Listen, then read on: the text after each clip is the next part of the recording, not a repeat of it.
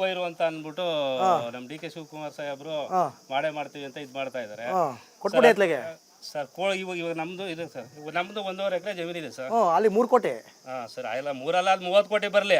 ನಮ್ ಪ್ರಾಬ್ಲಮ್ ಇವಾಗ 30 ಕೋಟಿ ಬಂದ ಕ್ಷಣಕ್ಕೆ ನಾವ್ ಇದ್ ಮಾಡಕ್ಕಾಗಲ್ಲ.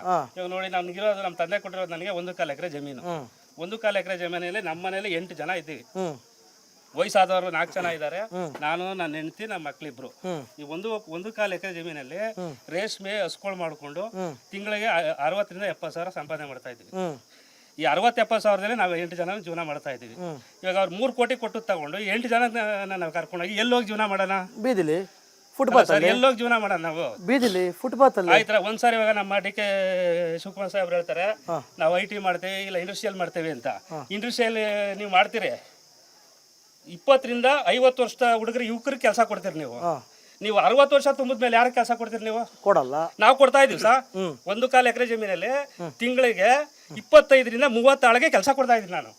ಏನ್ ಅದನ್ನು 50 ರಿಂದ 60-70 ವರ್ಷ ಆಗಿರೋರು